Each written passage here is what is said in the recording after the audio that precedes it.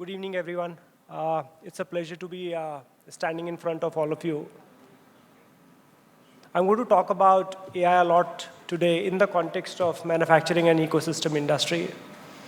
And what you will see today is a synthesis of what I've been seeing for last 15, 20 years, specifically in the context of digital transformations and AI transformations that I've personally led, both in manufacturing sector as well as some of the other industries. And I will talk a little bit about the differences that I've seen in asset-heavy industries such as manufacturing and an industry such as banking and financial services.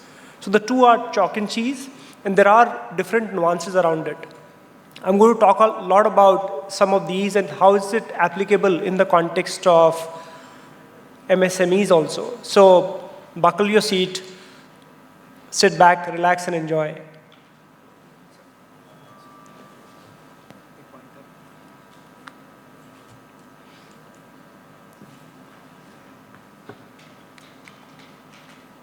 So one of the things I want to start and end this session with is the magnitude of this opportunity itself.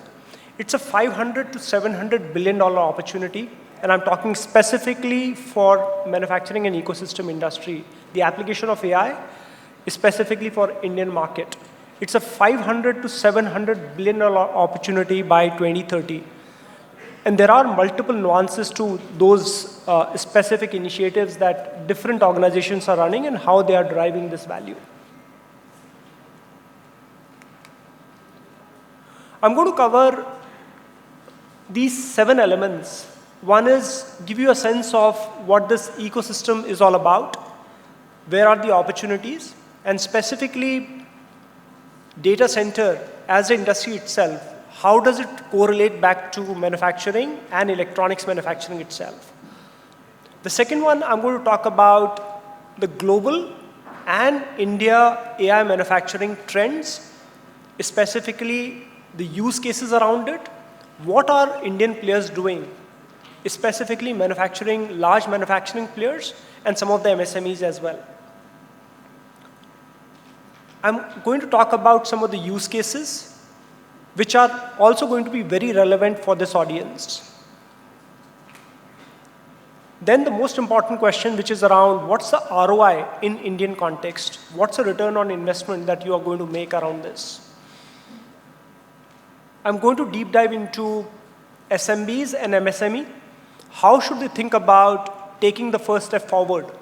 And then how to scale them, right? Overall, I think it's a very, very important question that I get asked all the time. Sure.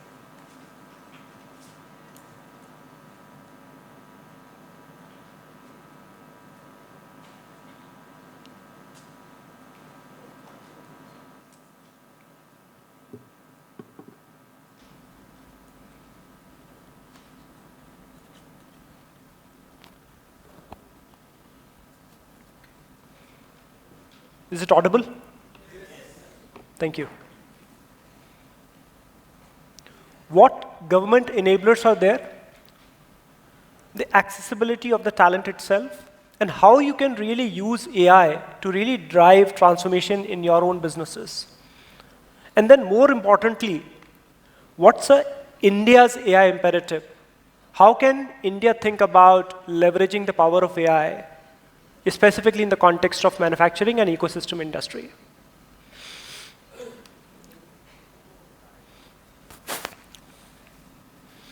India's manufacturing base is large. It is structurally diverse, and it's already AI ready. It's not a future opportunity. It's an active one. India is not just a manufacturing cost hub. It's emerging as an AI-enabled smart manufacturing powerhouse.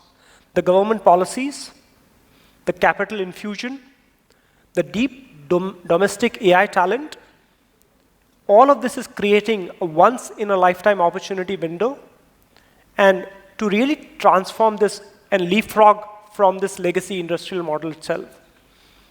India took 70 years to build its manufacturing backbone. AI is going to rebuild all of that in the next 7 years. The chart on the right side of this page gives you a sense of the sector map, where to really focus on. And if you really think about which industries are really taking the advantages around AI, automotive, for example, is 23%. Isn't just big, but it's a sector where margins are thin, and quality control and predictive maintenance, they have a very significant ROI when you leverage AI around this. Electronics manufacturing, around 10% and rapidly growing space. There is a significant leverage of AI which many companies are already using, both in terms of inspection, quality control, and the yield penetration. Textile, which is a very labor-intensive industry, 15%. On this chart, you see around 15%. It's a labor-intensive industry, which means that AI-driven defect detection has a large addressable base itself. Pharma manufacturing, around 10% on this chart, has the highest regulatory pressure, making AI in compliance and batch quality a natural wedge itself. On the left side of this chart, what you see is that it's a policy or the government intervention that's creating that urgency. There are 5 overlapping government frameworks here: Make in India, PLI, Industry 4.0 policy, Viksit Bharat, and Samarth. They're all pointing in the same direction simultaneously. The 2.5 lakh crore PLI alone is driving a lot of CapEx decisions. Companies that are receiving this PLI incentive are able to drive the AI benefits for themselves. The capital is flowing. The question is, who helps them deploy it intelligently? On the bottom of this chart, the bottom right side of the chart, you will see some of the stats. And what they really point to is the adoption is already happening. 50 to 65% of large Indian manufacturers have already got onto this AI roadmap. They already have AI pilots and projects running in their shop floors. This is not a greenfield conversation anymore. You're actually walking into the firms that have already started this. But the key question is, while they have adopted this, the scaling is still missing. The AI scaling is still missing, and which is the conversation I keep hearing whenever I talk to the CEOs and a lot of companies out there today. The 8,200 crore market by 2027 is a monetizable price of this. The gap isn't awareness, it is the execution. And that's the room this summit is supposed to fill. India ranks among the top 3 AI talent pool globally, and that gives us structural advantage. All this tells you is that it's a massive opportunity in front of us. So the question isn't whether India will adopt AI in manufacturing or not. The question is, it's who builds it first.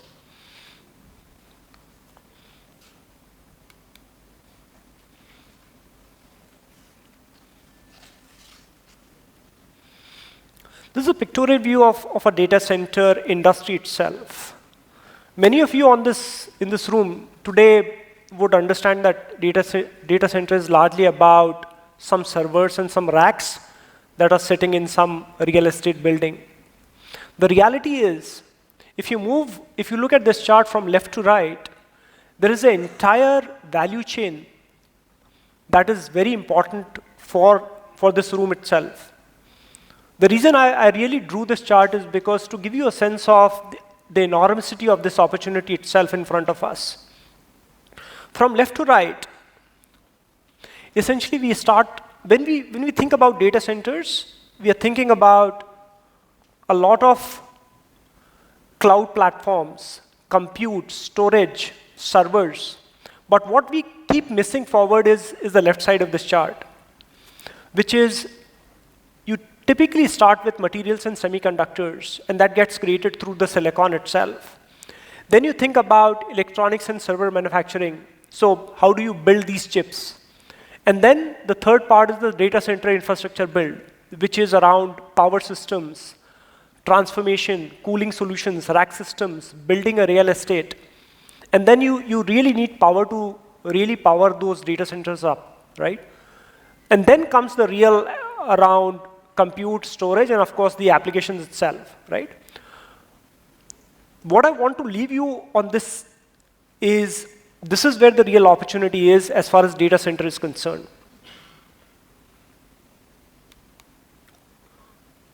The opportunity is secular across multiple ecosystem industries. There is a $23 billion of investment that's likely to flow in this industry in next 5 years. $5 billion have already been committed, and they have already been spent already. There is a 60 to 70 billion announced capex committed investment in this industry. 23 billion is going to flow in next 5 years. The market size by 2030 is likely to be $22 billion. This industry is growing at around 18 to 20% on an annualized basis. The CAGR for next 3 to 4 years is around 18%. No other industry globally is growing at this levels. And then in last 5 years, we have already seen $5 billion invested into this industry. 60 to 70 billion dollars is the announced investment already on the table. That's not a forecast. That's a capital that has been already committed. The question is, what gets manufactured to fulfill that demand? 18% CAGR is from a base of $10 billion going to $22 billion. If I just do the math is that this industry is growing, is doubling in less than 5 years. Which industry is doubling 5 years is anybody's guess. And this is that industry, right? Enormous opportunity. And if you think about this pie chart on the right side, what it will tell you is 3 things. The data center infrastructure constitutes around 35%. Electronics and server manufacturing constitutes around 18%. And materials and semiconductors constitutes around 10%. If I sum all of that, 2/3 of the data center industry is directly in physical infrastructure. It's in physical manufacturing and construction, civil construction, server assembly, power infrastructure, components. The key message I want you to leave here with is, this is not a software story. This is actually a made in India story. This is a manufacturing story. So if you ever thought that data center is all about softwares, specifically from the opportunity point of view in India, it is not a software story. This is actually a manufacturing story.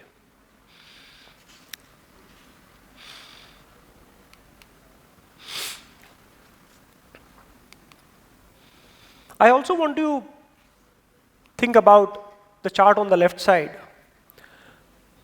The India DC capacity is expected to grow at 26% CAGR, and it will go around 6.5 gigawatts by 2030. More importantly, this capacity ramp up is not linear. It's accelerating, and there is a steep jump in the later part of this ramp up. So it basically goes from 3.5 gigawatts to 6.5 gigawatts, almost doubling in 2 years. And the bulk of this build happens in the back half of this decade, which means that the procurement and the supply chain decisions are being made right now. What's important for this room is to make sure that you are part of those conversations, because those procurement, those supply chain decisions are being made right now. So the key question here is that the infrastructure demand is real, and it is funded. The question is, which specific manufacturing capabilities do we need to really capture this demand itself?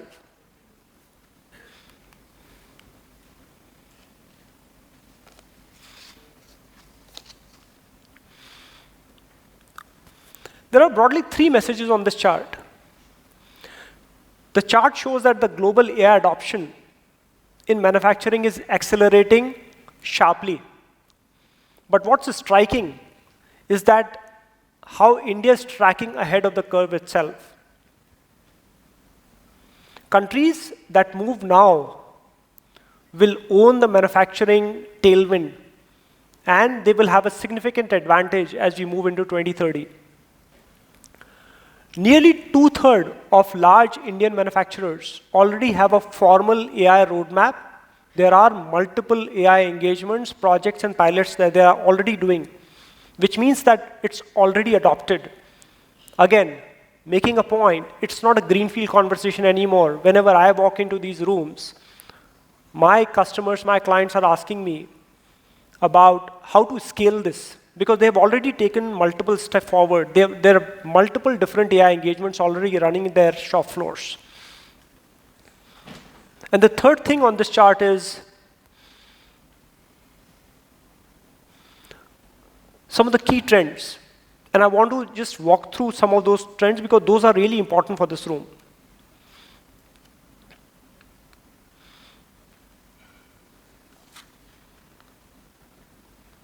The first trend is we are already seeing adoption of AI, agentic AI, and Gen AI on the operations floor. There are co-pilots for machine operators.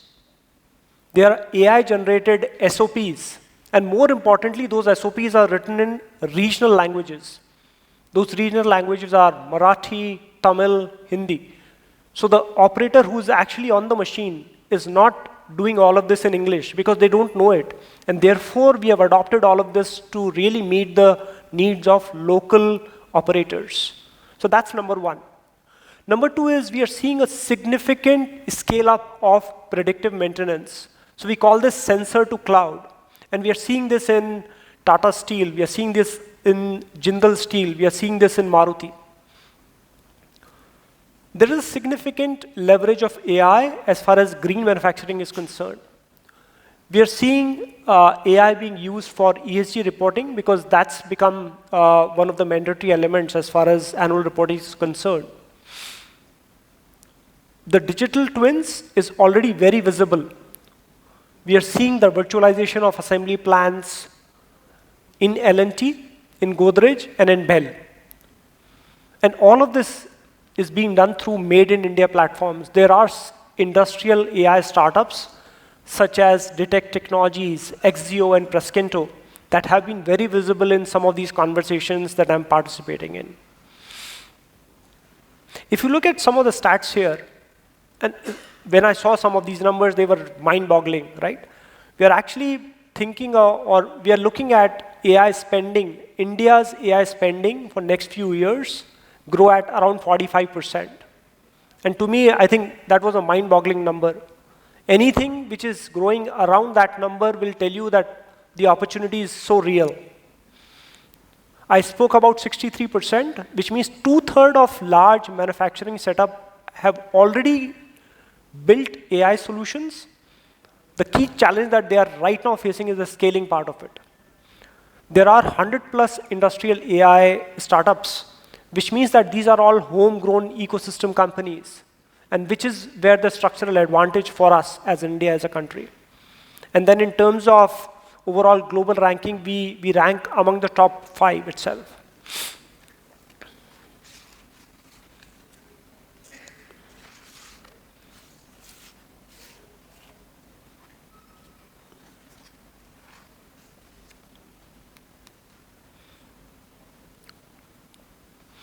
I want to spend some time on this to give you a sense of, one is, this chart is specifically about the use cases that are getting applied. There are tangible results around it for Indian automotive. And then there is a chart specifically that talks about other industries per se. But this chart talks about largely on the, what kind of automotive sector companies are using AI for, and what are the tangible benefits that they are able to derive out of it, right? What I want to show you here is that AI in Indian automotive isn't a future bet. It's already running inside the production lines, inside the supply chains, and inside the dealer networks. If you look at some of the quantified benefits here, we are seeing 40% fewer defective EV battery packs in Tata Motors, Ola Electric. They are using AI for quality control during cell formation. And for anyone who's from EV background here, and I'm sure there are very many that I've also spoken about, the cell formation is a critical aspect around batteries, right? And Specifically, all the EV producers that I have met personally, AI is ingrained into their production supply chains today. If you think about company like Tata Motors, commercial vehicles, they are using AI for predicting engine failures, using telematics AI. They're using OTA for predictive servicing, and that has resulted in 30% reduction in roadside breakdowns for Tata Motors. Honda and Hero MotoCorp, they have been able to use AI for warranty claim processing, thereby reducing 18% of their warranty cost leakages. And they are able to do all this demand sensing at dealership level itself using AI capabilities. I also want to draw your attention to how AI is helping adapt global ADAS standards to Indian roads. As you would know and imagine that Indian roads are so chaotic.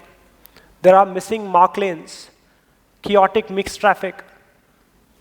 And to be able to adopt the global ADAS standards to Indian standards is no mean feat. This signals that India isn't just importing AI wholesale.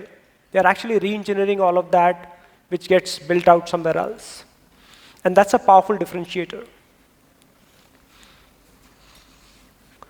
For anyone from operations background or from procurement background on the audience, the example from Maruti and TVS are very startling. The Maruti, for example, they have been able to cover 400 plus suppliers with AI risk scoring. And this is a concrete lesson post-COVID. And it's very relevant in today's recent global supply chain crisis that we are seeing already. Maruti has been able to leverage AI to really reduce their risk from their supply chain issues. And if you think about this chart, and if you bring everything together, think about the entire value chain. Notice all the places where AI is showing up. Your factory floors, your supply chain, your after sales, and now the vehicle itself. This isn't just one use case. It's a full stack transformation that is happening, and all of this underlined by AI itself. I also want you to look at what Maruti has been doing, specifically in AI-driven welding and stamping quality control. The computer vision AI detects the micro circles or cracks, miswelds during the body assembly itself. So the entire stack is getting revamped, and there is a transformation happening at all parts of the automotive sector itself with very concrete examples and with very concrete benefits that companies have been able to derive.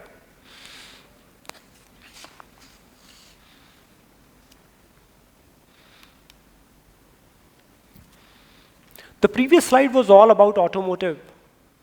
This one shows you the same story, repeating across 6 more different sectors, which are, of course, ecosystem sectors to manufacturing. And these, again, aren't pilots. These are production deployments at named companies, named deployments, named benefits. We're talking about 6 major industries showing concrete named deployments. If you're in a heavy industry like steel or metal, look at what JSW and Tata Steel have been able to do. They've been able to make 3 to 5% coke savings, although that looks modest in the context of blast furnace, but it's really enormous in volumes and the energy intensity at which blast furnace works. They've been using vision AI for detecting surface detection, predictive maintenance on cranes and casters. On the electronics and semiconductor manufacturing, look at what companies like Dixon and Optimius have been doing. They've been using PCB solder joint inspection using vision AI, AI-driven yield prediction in ATMP packaging, which is being done by Tata Electronics, one of the leaders in this space.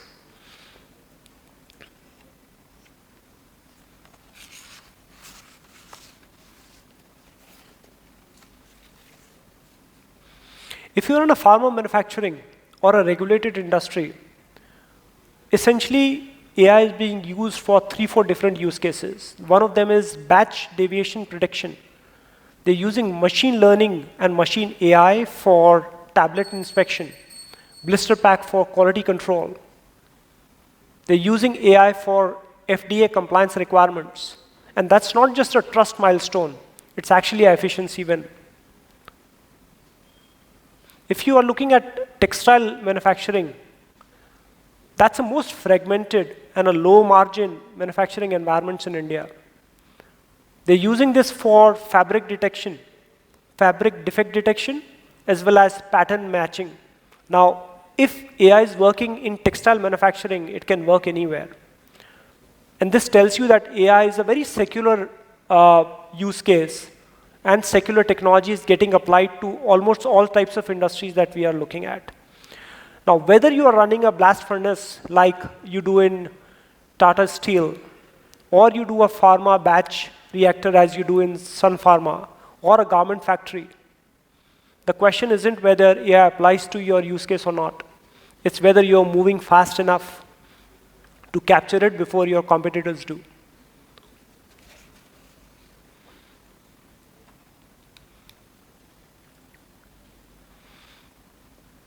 The previous couple of slides showed you the trends and the use cases. Now, this one's different.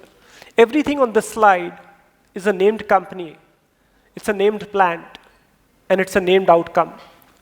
This is what AI in Indian manufacturing looks like when it moves from roadmap to results. Tata Steel and Maruti I have spoken about. Just these two use cases, they have been able to deliver 160 crores per year. I will repeat it. They have been able to deliver 160 crores in documented saving per year, just leveraging AI itself. Mahindra and Mahindra, they have been able to use AI for supply risk disruption, EV battery quality control, thereby reducing 35% of their costs using AI. They have been able to forecast the supply chain disruption, and that has improved from 2 days to 18 days. And for an industry which is really dependent on supply chain, that's a massive transformation. That's a structural shift itself. How much time do I have? Sorry? That's all? My God, I'm running horribly late. So I'll have to speed up, although I have a lot of content to cover, but unfortunately, because of lack of time, there's a lot of content to cover, but let me just pivot to some of the key points I want to make.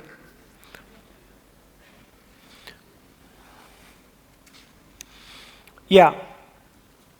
I think this is an important slide to cover in the context of what does global companies that have set up their operations in India, they are doing and how Indian companies are adopting from them, right? The previous slide showed what Indian companies are building independently. This one shows what global leaders have already proved, and crucially that those standards are now arriving in India. I want to just focus on 1 or 2 examples from this. One is the Siemens Hamburg plant, which demonstrates that what truly world-class looks like. It has 99.9985% first pass quality, which is almost incomprehensible in manufacturing terms. That's 15 defective parts per million. And Siemens India is now explicitly measuring Aurangabad and Pune against that number. And this is actually the template for Indian PLI, electronics manufacturing under MITI program. Toyota, for example, who invented the lean manufacturing, decides that AI makes lean better.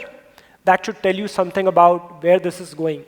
The idea of layering AI onto 70 years of Toyota production systems, arguably the most refined manufacturing philosophy ever developed, is truly setting the stage. Toyota Kirloskar, for example, is using the same AI concepts in their Bidadi plant in Bangalore. Every one of these global deployments has an India chapter. The question for Indian manufacturers is not, can we do what BMW or POSCO did? The answer is clearly yes. The question is how quickly you are moving to close that gap.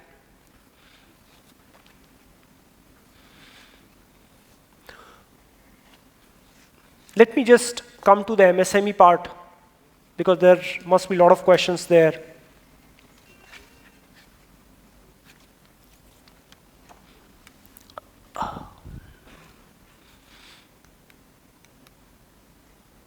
This is an important slide. I want to spend some time on this. Everything that we have seen so far, the case studies, the benchmarks, all the benefits, right, tracks back to just one question, right? How long does it take to pay for itself? The answer for Indian manufacturers is, it is 9 to 15 months. And this slide tells you exactly why and how. The phase one is largely your low-risk entry point. The first 4 months are not about transformation. They are about proof. Pick predictive maintenance on your most critical asset. Measure before and after. Make sure that you get the plant head buy-in, because this is not just administrative. It's also going to be a cultural shift and transformation for you. You have to baseline your KPIs. Those 4 months are predominantly proving the entire concept. And then you think about phase two, which is where your economics kick in. Month 5 to 12 is when you go from 1 asset to 3 to 5 lines or 5 assets, and you connect your AI to ERP. The point around vernacular training is important. You train the operators in local language, and that's not a small thing. Phase 3 ties back to the scaling of all of this and to the incentive policies. Reporting your ROI for PLI and Samarth initiative isn't an afterthought. This should be your funding mechanism, because government is sponsoring a majority of some of this, right? By year 2, you are not just generating returns from AI, but you are building your capabilities. You're adding new use cases, and you're documenting the returns in a format that qualifies for government incentives. And those incentives come in the form of PLI and Samarth. The AI program effectively then self-funds itself for future payback. And in India, you're able to achieve 3 to 6 months early payback, largely because of 3 reasons. One is your lower integration cost, your lower cloud cost, your domestic AI talent, and more importantly, the government subsidies that enable you to generate faster returns and faster payback. The companies that started this phase 1 18 months ago, they're already in phase 3. The window to be an early mover is actually closing. It is not opening up.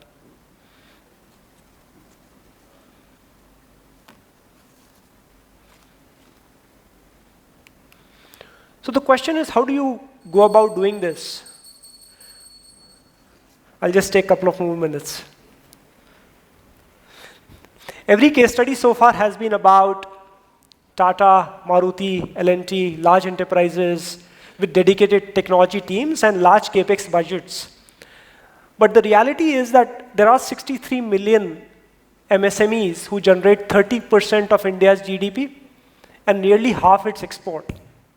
If AI only works for top 200 companies, then it's not a national story. It's an elite story. And the slide is about why that's not the case. 110 million jobs is a number that reframes AI from just being a productivity tool to a national workforce agenda. Any conversation about AI in Indian manufacturing that doesn't address MSMEs is missing the majority of the economy itself. There are 5 broad pathways. A lot of people ask me, as MSME, how should I go about doing this? Where should we start? How should we seek help? And there are broadly 5 pathways around this. And I'll also tell you some of the objections that I hear from MSMEs. One of the biggest barriers for MSME is the capital, right? And there are a lot of IT service providers who have started offering MSME clients AI without upfront investment. What they are charging for you is you pay a share of the savings that you make from AI, and that's how you pay them back. And that changes the risk calculus completely. So that's number 1 pathway. Number two pathways use a lot of out-of-the-box solutions that SaaS providers have already built out. Indian companies like Detect Technologies and Precinto, they offer capabilities and solution for 30,000 a month. That's actually the cost of a mid-level engineer's salary itself. For a 50 crore MSME, that's not a technology question anymore. That's a prioritization question.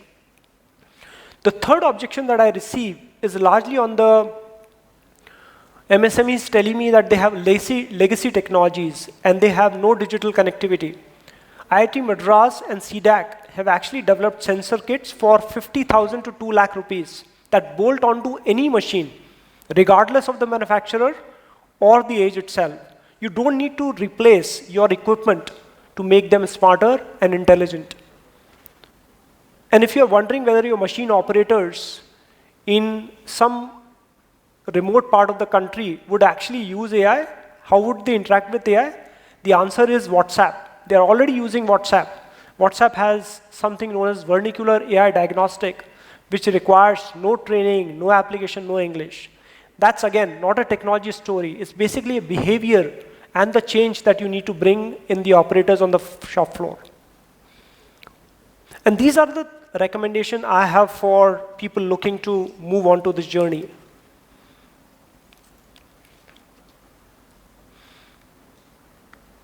I've spent time with a lot of MSMEs and manufacturers trying to answer just one question. If you have ever done AI and have limited budget, where do you start? These three are the answers in the rank order I would recommend. The first one is downtime is the most expensive thing that happens to an MSME and the most invisible. You know which machine broke. You didn't knew that it's going to break 3 days before it did. And that's where maintenance, predictive maintenance fixes that issue. All you need is 50,000 rupees in sensors, 20,000 rupees a month of software, and you're looking at 15 to 40 lakh rupees per year payback. That math is not complicated. And you also get 15% subsidy from the government on CLCSS, which is a subsidy that government gives to upgrade your hardware.